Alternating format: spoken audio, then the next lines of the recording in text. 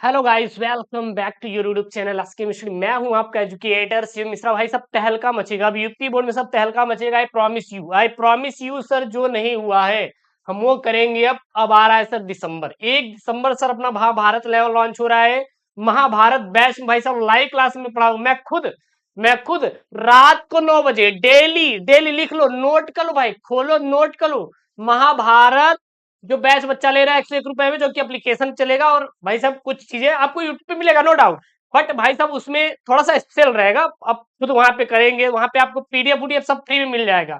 आने वाले पेपर का सब कुछ यूट्यूब पे तो चलेगा, यहाँ पे तो मैं दे रहा हूँ। बट उसमें थोड़ा सा जानते ही भैया, धन लगाएंगे तो कुछ एक्स्ट्रा ही मिलेगा।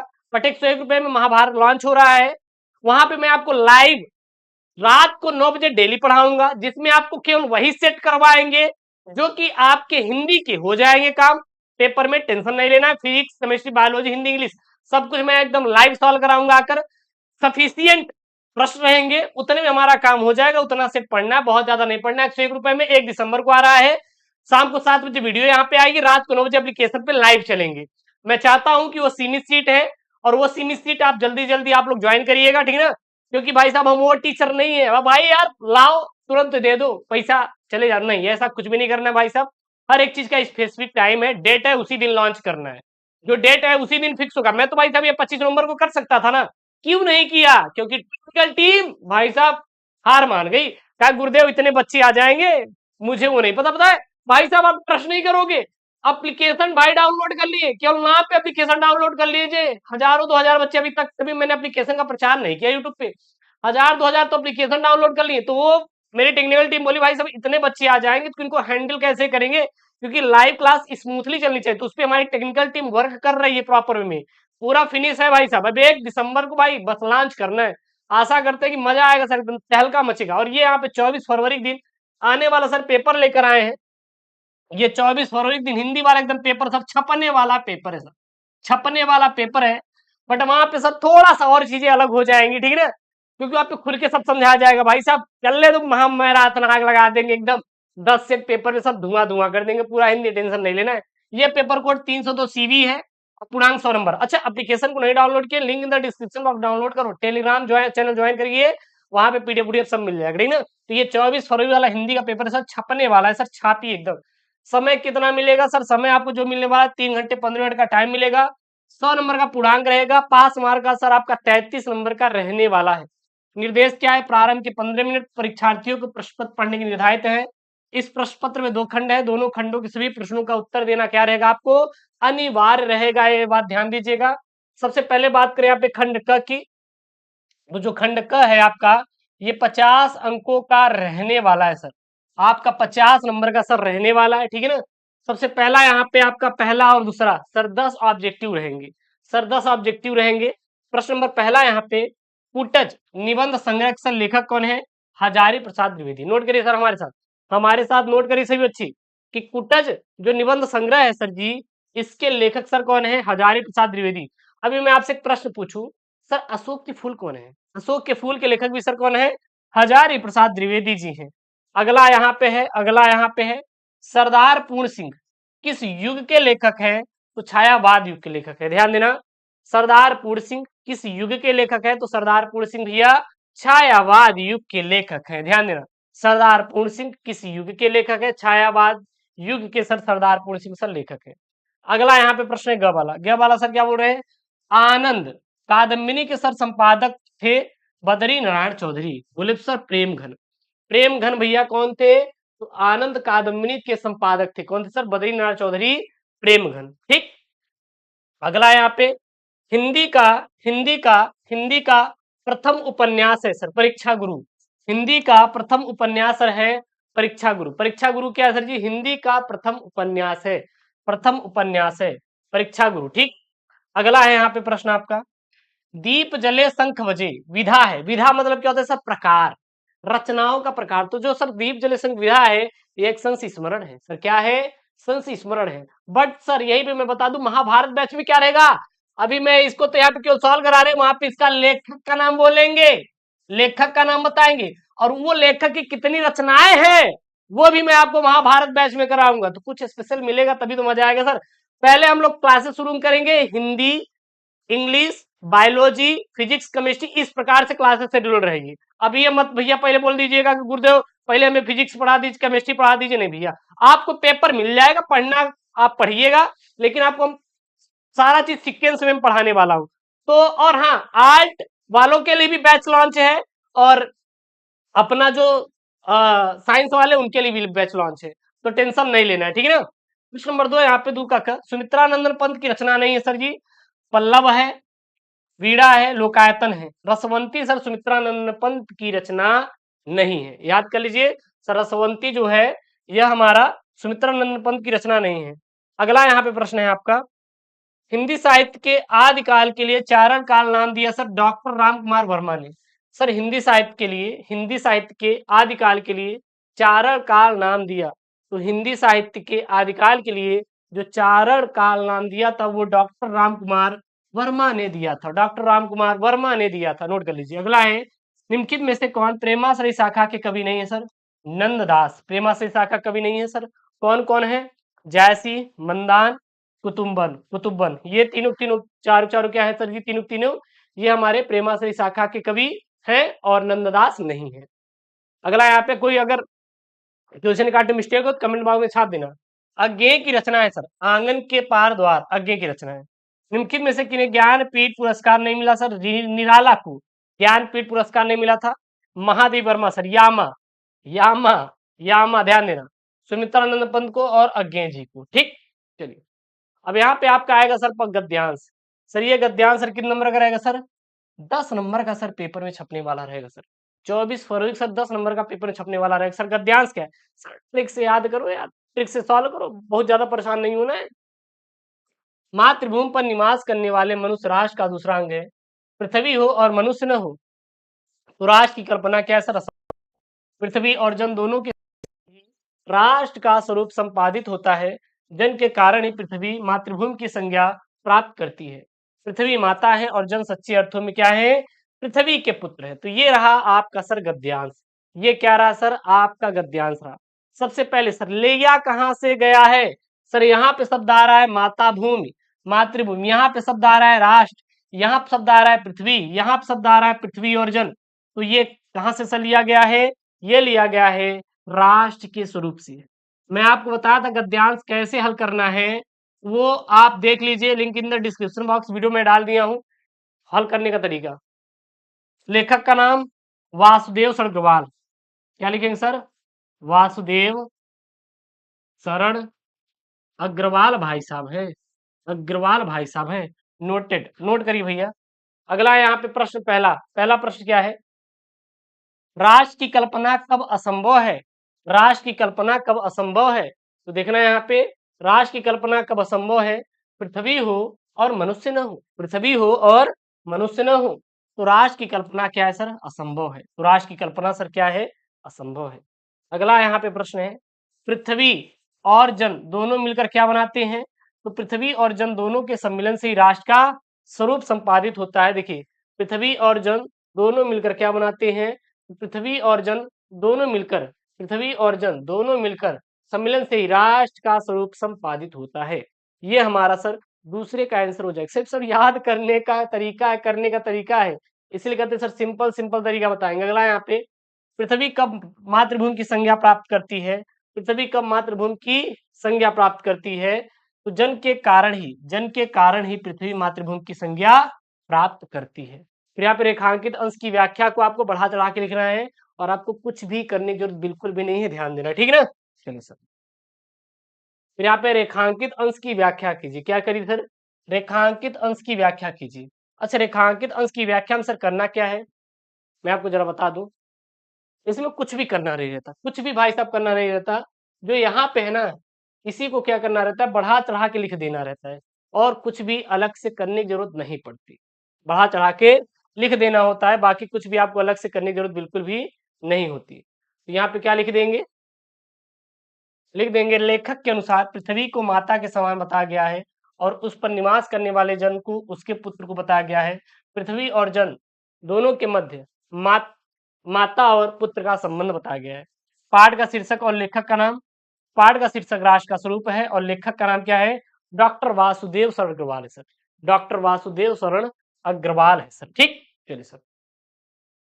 अगला यहाँ पे आपका पद्यांश, ये क्या है पद्यांश, ये आपका 10 नंबर का आएगा सर। पद्यांश क्या है?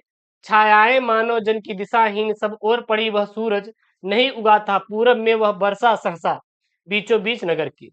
काल सूर्य के रथ के पहियों के जो अरे टूट कर बिखर गए हो दसों दिशा में। सबसे पहला ये प्रश्न बोला है कि सर मानव जन की छायाएं किस दिशा में पड़ी है? तो मानव जन की जो छायाएं हैं वो दिशाहीन होकर चारों ओर पड़ी हुई थी। वह सूरज किस दिशा में नहीं उगा था? तो वह सूरज पूर्व दिशा में उदित नहीं हुआ था, बल्कि वह नगर के बीचों बीच अणुबम के रूप में बरस पड़ा था, और नगर के बीचों बीच फटने वाले अणुबम से सैकड़ों सूर्यों का प्रकाश और ताप निकलकर चारों ओर फैल गया था। अगला यहाँ पे प्रश्न है आपका, काल सूर्य के रथ पंक्ति में कौन सा अलंकार है? तो काल सूर्य के रथ पंक्ति में रूपक अलंकार है भाई साहब। कौन सा अलंकार है सर? रूपक अलंकार है। अगला यहाँ पे प्रश्न है आपका, प्रश्न क्या है? 10 दिशाएं कौन सी हैं? तो 10 दिशाओं से आशय है समस्त दिशाएं, जैसे पूर्व, पश्चिम, उत्तर, दक्षिण, ईशान, नैऋत्य, वायव्य, आग्नेय और ऊपर और नीचे। ठीक, अगला यहाँ पे प्रश्न है आपका, इस पद्यांश के पाठ और उसके रचयिता का नाम उल्लेख कीजिए। तो लिखेंगे, प्रस्तुत पद्यांश हिरोशिमा नामक कविता से लिया गया है, जिसके रचयिता सच्चिदानंद हीरानंद वात्स्यायन बोले तो अज्ञेय है। कौन है? सच्चिदानंद हीरानंद वात्स्यायन बोले तो अज्ञेय है। ठीक, नोट कर लीजिए। अगला प्रश्न यहाँ पे 5 का क, ये जो आएगा सर 5 नंबर का आएगा सर। 5 अंकों का आने वाला है सर ये, 5 अंकों का आने वाला है सर ये। 80 शब्दों में सर इसका आंसर लिखना रहेगा। क्या रहेगा? निम्नलिखित में से किसी एक लेखक का साहित्यिक परिचय देते हुए उनकी प्रमुख रचनाओं का उल्लेख कीजिए। पहला वासुदेव अग्रवाल, दूसरा कन्हैयालाल मिश्र प्रभाकर, तीसरे हैं हरिशंकर परसाई। ये भैया 3 है, तीनों इंपॉर्टेंट है। इसमें से जो हम लोग आंसर देने वाले हैं हरिशंकर परसाई का यहाँ पे साहित्यिक परिचय लिखेंगे। चलिए सर, क्या लिखेंगे? हरिशंकर परसाई का जन्म मध्य प्रदेश के होशंगाबाद जनपद में इटारसी के निकट स्थित जमानी नामक ग्राम में 22 अगस्त 1924 को हुआ था। इनकी प्रारंभिक शिक्षा से स्नातक तक की शिक्षा मध्य प्रदेश में हुई, और तदुपरांत इन्होंने नागपुर विश्वविद्यालय से एमए हिंदी की परीक्षा उत्तीर्ण की। इसके पश्चात कुछ वर्षों तक इन्होंने अध्यापन कार्य किया, और इन्होंने नियमित रूप से धर्मयुग, साप्ताहिक हिंदुस्तान के लिए अपनी रचनाएं लिखी, और 10 अगस्त 1995 को इनका स्वर्गवास हो गया। इनकी कृतियां कौन कौन सी हैं देखना। सबसे पहला इनकी जो कहानी है, नोट कर लीजिए। कहानी क्या है? हंसते हैं और रोते हैं जैसे उनके दिन फिरे, ये इंपॉर्टेंट है, ठीक है ना। उपन्यास रानी नागफनी कहानी तट की खोज, रानी नागफनी कहानी इंपॉर्टेंट है। निबंध तब की बात और थी, ये भी इंपॉर्टेंट है। भूत के भाव पीछे, बेईमान की पद, पगडंडियों का जमाना, ये भी इंपॉर्टेंट है। सदाचार की ताबीज, शिकायत मुझे भी है, ये सदाचार की ताबीज, ये इंपॉर्टेंट याद रखना। इनकी संपादन सर वसुधा, जो कि एक पत्रिका है, ठीक है ना। अगला इनकी भाषा शैली, इनकी जो भाषा शैली है वो एक सफल व्यंग्यकार के रूप में सर ये क्या है? प्रसिद्ध है। ध्यान देना ये बात को, ठीक। चलिए सर, अगला है आपका, निम्नलिखित में से किसी एक कवि का साहित्यिक परिचय देते हुए उनकी प्रमुख रचनाओं का उल्लेख कीजिए। मतलब एक कवि का यहाँ पे साहित्यिक परिचय देना है कि कितना सर? एक कवि का। अयोध्या सिंह उपाध्याय हरियोध है भैया, महादेव वर्मा है, जयशंकर प्रसाद है। तो यहाँ पे हम देंगे अयोध्या सिंह उपाध्याय हरियोध का। क्या देंगे भैया? साहित्यिक परिचय। चलिए लिखते हैं यहाँ पे, क्या लिखेंगे? अयोध्या सिंह उपाध्याय हरियोध का जन्म 15 अप्रैल 1865 ईस्वी को आजमगढ़ जिले के निजामाबाद गांव में हुआ था। उनके पिता का नाम पंडित भोला सिंह और माता का नाम रुक्मणी देवी था। मिडिल परीक्षा उत्तीर्ण करने के बाद उन्होंने काशी के किंग्स कॉलेज में प्रवेश लिया, किंतु अस्वस्थता के कारण उन्हें बीच में ही अपना विद्यालय छोड़ना पड़ा। तत्पश्चात मतलब उसके बाद उन्होंने घर पर ही फारसी, अंग्रेजी, संस्कृत भाषाओं का अध्ययन किया। इनका विवाह आनंद कुमारी के साथ संपन्न हुआ। हरियोध जी की को सरकारी नौकरी मिल गई और वे कानूनगो हो गए। कानूनगो पद से अवकाश प्राप्त करके हरियोध जी ने काशी हिंदू विश्वविद्यालय में अवैतनिक रूप से अध्यापन कार्य किया। हिंदी साहित्य सम्मेलन में उन्हें एक बार सम्मेलन का सभापति बनाया गया और विद्या वाचस्पति की उपाधि से सम्मानित किया गया। सन 1947 ईस्वी में निजामाबाद में इनका क्या हो गया सर? देहावसान हो गया।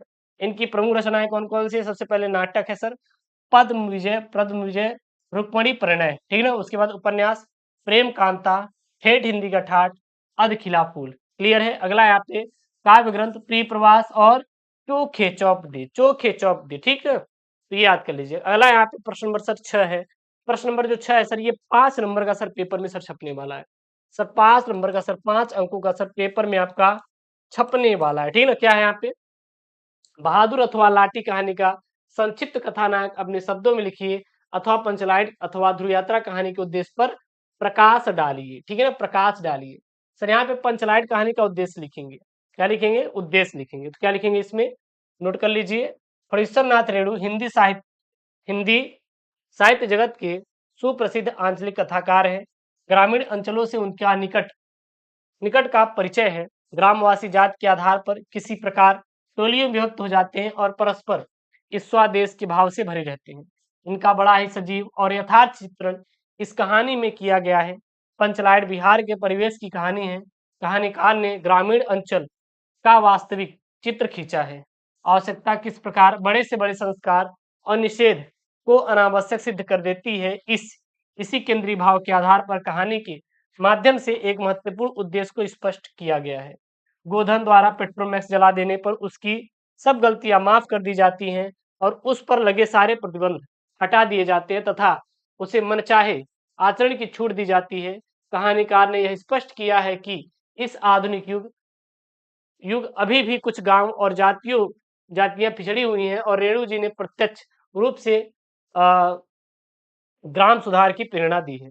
अगला यहाँ पे प्रश्न नंबर 7 है। स्वपठित खंड काव्य आएगा आपका, लेकिन ये स्वपठित जो खंड काव्य है सर, आपको अपने जिले के अनुसार उत्तर देना है। ऐसा नहीं करना है कि सर हम कुछ भी छाप दे रहे हैं, कुछ भी कर दे, नहीं। आप अपने जिले के अनुसार एक याद कर लो, बना बना के लिख देना, आपको पूरा नंबर मिल जाएगा। जैसे कि यहाँ पे है आपका श्रवण कुमार का खंड काव्य है, रश्मि रथी का है, और भैया किसका किसका है, मुक्ति यज्ञ का है, त्यागपति का है, सत की जीत का, और आलोक का है, का है, ठीक है ना। तो ये अपने जिले के अनुसार याद करिएगा, इसमें हम कुछ नहीं बताएंगे, पता लगा आप वही रट लेंगे तो बवाल हो जाएगा। तो आप अपने जिले के अनुसार करिएगा, कोई दिक्कत नहीं होनी चाहिए। अगला यहाँ पे सर आपका खंड ख की शुरुआत होती है। ये सर आपका 50 अंकों का सर आपके पेपर में सर छपने वाला है, 50 नंबर का। सबसे पहले सर संस्कृत का गद्यांश और पद्यांश आएगा। मैं तो स्पष्ट तौर पे सर एक्सेप्ट करता हूँ अपनी गलतियों को, मुझे संस्कृत में सर इतनी बड़ी महारत हासिल नहीं है, लेकिन हाँ इतना है कि सर आपको पढ़ा देंगे। तो ये आपके पेपर में आया हुआ अतीते प्रथम कल्प्य जना से लेकर कहाँ तक है, कित वोचत तक है, ठीक है ना। इसे आप तैयार कर लीजिएगा।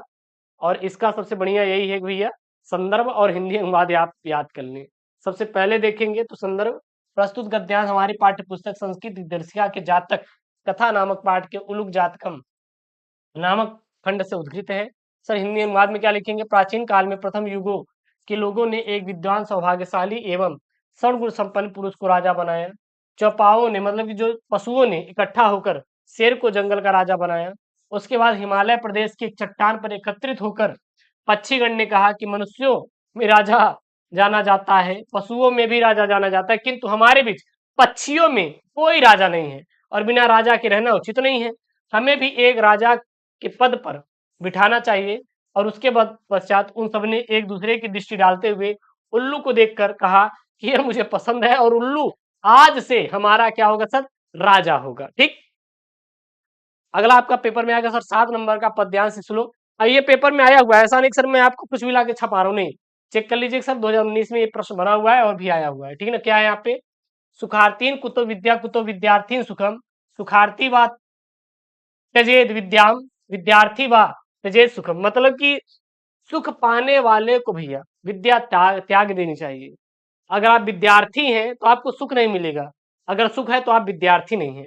अर्थात सबसे पहले इसका आप संदर्भ लिखेंगे, क्या लिखेंगे इसमें संदर्भ में, प्रस्तुत श्लोक हमारी पाठ्य पुस्तक संस्कृत दिनदर्शिका के सुभाषित रत्नायन नामक पाठ से उद्धृत है। हिंदी अनुवाद, सुख चाहने वाले सुखार्थी को विद्या कहा, विद्या चाहने वाले विद्यार्थी को सुख कहा, सुख की इच्छा रखने वाले को विद्या पाने की चाह त्याग देनी चाहिए और विद्या की इच्छा रखने वाले को सुख त्याग देना चाहिए। उसके बाद है आपका मुहावरे और लोकोक्तियां।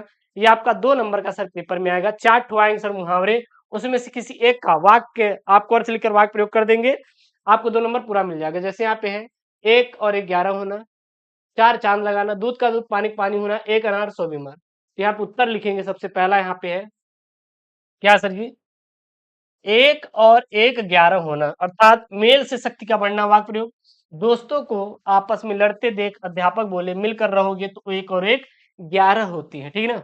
अगला है चार चांद लगाना, यानी कि शोभा बढ़ाना। क्या हो जाएगा सर? शोभा बढ़ाना। वाक्य प्रयोग क्या लिखेंगे? मुख्य अतिथि के आने से मेरे इस कार्यक्रम में चार चांद लग गए, चार चांद लग गए।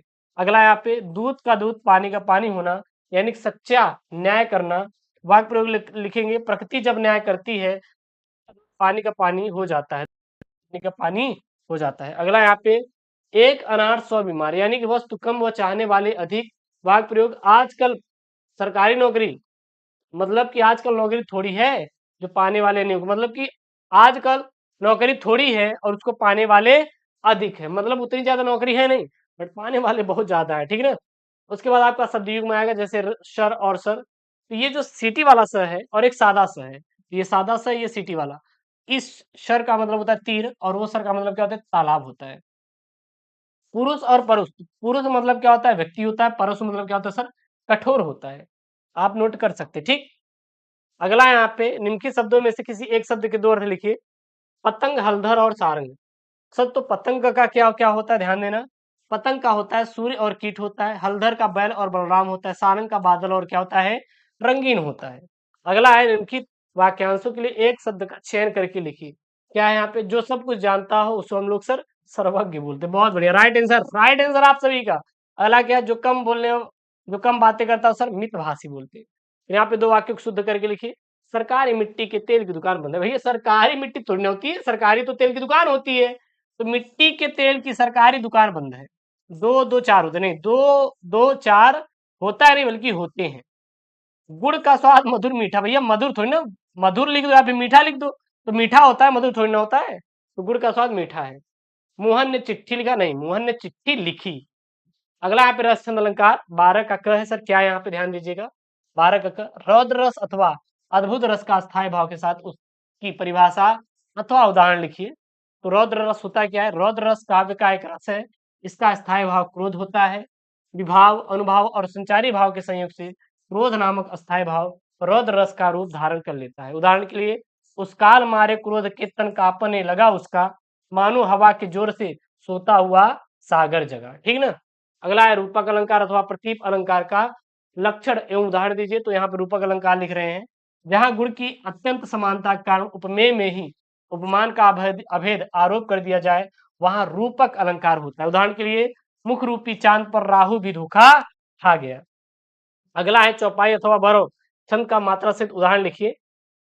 चलिए सर करते हैं यहाँ पे, क्या करेंगे यहाँ पे? तो बरो क्या होता है? यह अर्ध समात्रिक छंद है। इसके पहले और तीसरे चरण में 12-12 मात्राएं और दूसरे और चौथे चरण में 7-7 मात्राएं होती है। उदाहरण के लिए, अवधि शिला का उस पर था गुरु भार, तिल तिल काट रही थी दृग जलधार। अगला यहाँ पे आपको पत्र लिखने के लिए सर 13 नंबर वाला सर पत्र लेखन, फिर उसके बाद निबंध लेखन लास्ट वाला। पत्र लेखन सर क्या है? यहाँ पे ध्यान दीजिएगा। अपने गांव अथवा मोहल्ले में प्राप्त गंदगी के संदर्भ में अधिकारी का ध्यान आकर्षित करते हुए एक स्थानीय समाचार को संपादक पत्र को पत्र लिखिए। तो लिखेंगे उत्तर में सेवा में टी समाचार पत्र के संपादक प्रयागराज उत्तर प्रदेश। विषय यही है, मोहल्ले में प्राप्त गंदगी के संदर्भ में। तो मोहल्ले में प्राप्त गंदगी के संदर्भ में। ठीक। फिर महोदय सुप्रभात, मैं आपके समाचार पत्र का सदस्य हूँ और इस समय मैं अपने गांव के स्थानीय अधिकारियों के साथ मिलकर आपको एक महत्वपूर्ण समस्या के बारे में सूचित करना चाहता हूँ। हमारे गांव में बढ़ती हुई जनसंख्या और विकास के साथ ही साफ सफाई की एक बड़ी समस्या उत्पन्न हो चुकी है। सड़कों पर और अन्य स्थानों पर गंदगी बढ़ रही है, जिससे हमारे समुदाय के सदस्यों की जीने की कठिनाई हो रही है। मैं आपसे अनुरोध करता हूं कि आप हमारी इस समस्या को उचित ध्यान दें और स्थानीय प्रशासन को इस पर गंभीरता से काम करने को प्रेरित करें। तो यहाँ पे अपना डेट डाल दीजिएगा, दिनांक, फिर लास्ट में धन्यवाद, फिर बधिर अब सब प्रयागराज, और आपको कुछ भी नहीं करना है। ठीक है ना। अगला यहाँ पे आपको निबंध लेखन, क्या लिखना है सर? निबंध लेखन। यह निबंध लेखन आपका 9 अंकों का सर पेपर में आएगा। 9 अंकों का सर पेपर में आपका आने वाला है।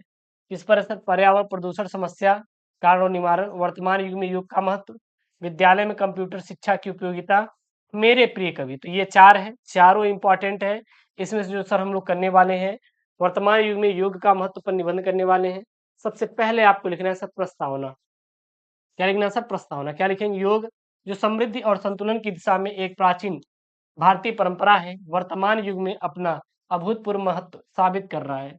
यह एक ऐसा अद्भुत माध्यम है जो शारीरिक, मानसिक और आध्यात्मिक स्वास्थ्य को संतुलित रखने में सहारा प्रदान करता है और इस निबंध में हम वर्तमान युग में योग के महत्व को विश्लेषण करेंगे। योग का इतिहास और विकास, इसमें क्या लिखेंगे?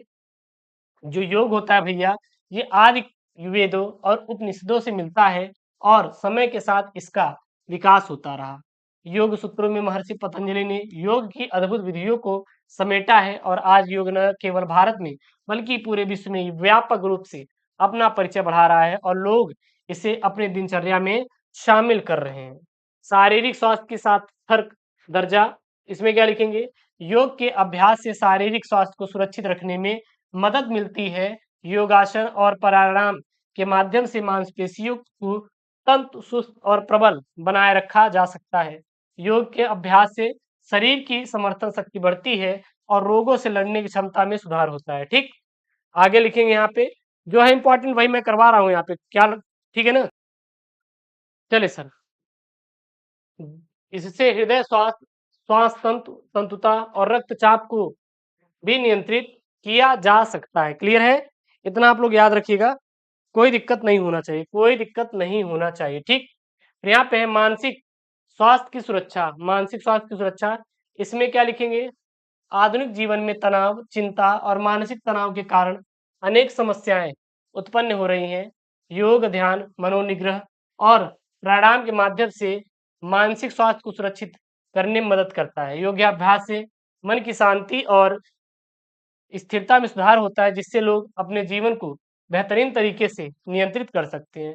फिर यहाँ पे है आध्यात्मिक उन्नति। जी हाँ, अगर आप योग करेंगे तो आपको आध्यात्मिक उन्नति मतलब कि आप अध्यात्म से जुड़ेंगे। तो ये रहा आपका 24 फरवरी वाला सर पेपर जो मैं आपको दे रहा हूँ सेट सर, हर एक जिले के लिए, क्योंकि आपके 75 जिले हैं पूरी यूपी में और 7 सेट बनते हैं, तो इम्पोर्टेंट है सर। और अब हम आ गए हैं तो आपका हम पूरा कवर करा देंगे सर, वो चाहे फिजिक्स हो, चाहे केमिस्ट्री, चाहे बायोलॉजी, हिंदी, इंग्लिश, सब कुछ कवर करा देंगे। और हाँ, ऐसी वीडियो पाने के लिए चैनल को सब्सक्राइब करिए, वीडियो को लाइक करिए। मिलते हैं नेक्स्ट वीडियो में दोस्तों। थैंक यू, जय हिंद, टेक केयर, बाय बाय।